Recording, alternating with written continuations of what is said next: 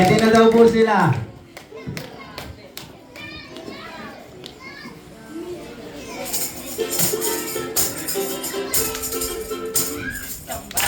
Sabay sa simbahan, may talamang kwento para sa inyo. Magbibigay ng saysay sa ating kwento. Halina't ating pakinggan. Sabi nila, may buntis daw sa barangay ng Nazareth. Kilala mo ba si Maria? Uy, paano naman yun mabubuntis? Virgin nga eh. Di ba may jowa yun? Ano nga ulit pangalan nun? Si Joseph, yung malupit? Ay, Diyos ko talaga, yung mga bata talaga ngayon nagmamadali sa buhay. Buntis na kaagad. Minsan pala Buntis to. si Maria? At di ako yung ama? Mag-break na ba ako? May iba na ba ng mahal?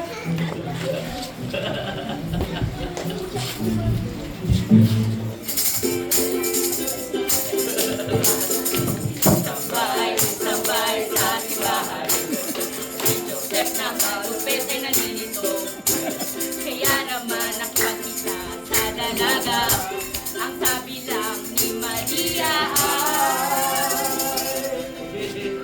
I am pregnant. Nabuntis ako sa pamamagitan ng banal na espiritu. Kung ganon, makikipag-iwalay na ako sa'yo. Baka kung ano pa yung isipin ng iba sa nangyari. BRB, update kita tomorrow.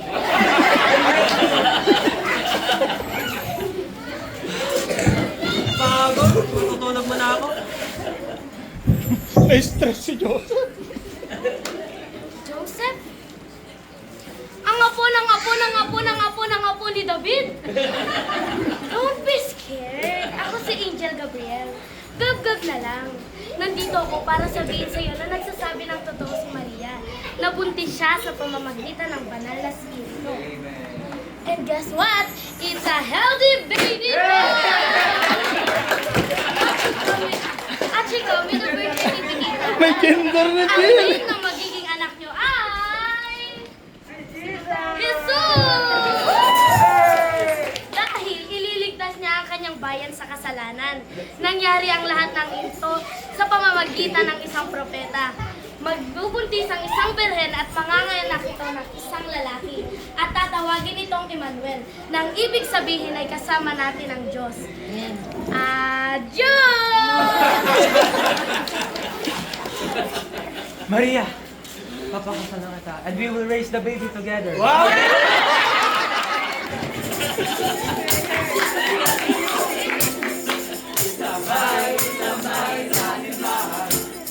Si Maria. Joseph ay naglakbay. Handa na si Maria maging galay. Maria ay Naghahanap ng panganakan!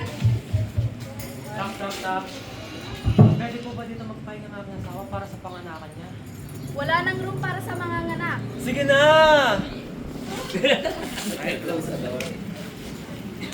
Tok. Naghahanap po kami ng bagong panganakan. Shh! Huwag kayo maingay. Baka magising yung mga tao dito. Tsaka wala na kwarto para dito. Parang awa niyo na po!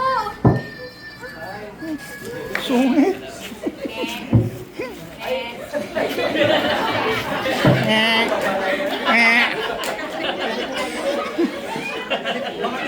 Pwede po ba dito magpahinga ng aking asawa? Gawin ninyo ang nais. Pero di ka masisigurado magiging komportable ang kanyang papahinga. Sabay sa simbahan, di kailangan nagsasabay. May bituin nagdinig sa kalamitan. May angel na nagsabi na Nakanak na! Nakanak na si Maria! Ipanak niya ang magliligtas sa buong mundo. Naroon ang bituin at sundan niya. Ano pang hinahatay niya? At na!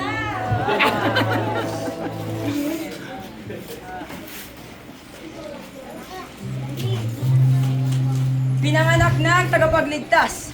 Halina at sabihin natin kay Haring Herod.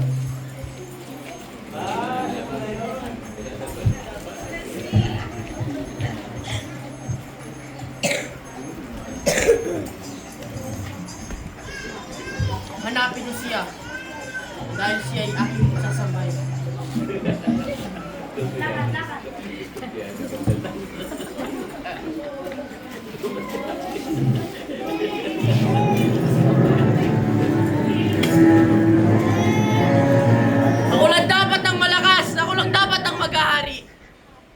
hinahanap nila, siya ay aking papaslangin.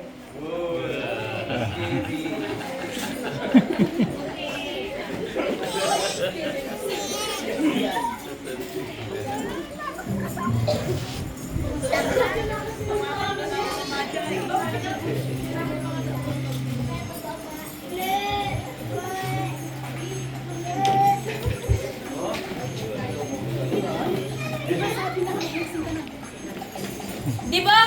Ang sabi ng heli sundan ng bituin? Asan?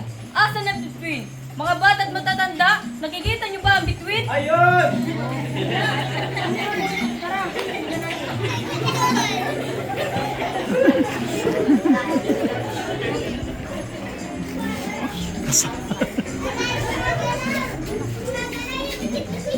Maligayang bati sa pagsilang ng tagapagligtas.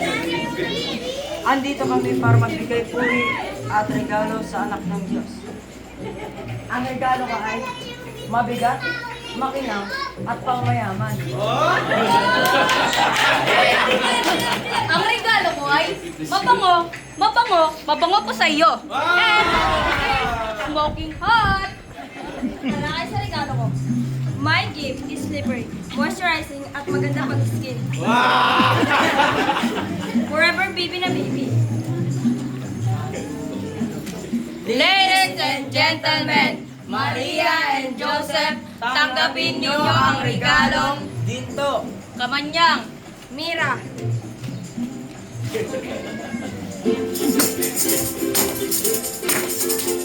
Sabay, sabay, sabay. Sa ating Hesus Kristo, ang tunay na regalo ngayong Pasko, kaya naman lahat Ay ligtas na! Yay! Kasalanan. John 3:16, sapagkat gayon na lamang ang pag-ibig ng Diyos sa sanlibutan. Kaya ibinigay niya ang kanyang bugtong na anak upang ang kung sino mang sumampalataya sa kanya ay di mapahamak, kundi magkaroon ng buhay na walang hanggan. Huwag nating kalimutan ang tunay na halaga ng Pasko. Hindi sa bagong damit, hindi sa aginaldo, kundi ipinanganak ang ating tagapagligtas. Everyone, we wish you a Merry Christmas and Happy New Year. Hanggang sa muli, mga ka-istambay.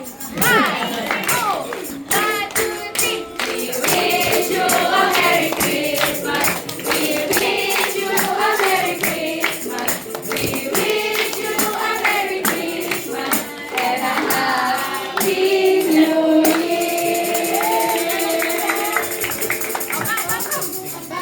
Aba, 1, 2, 3! Ay, patawad!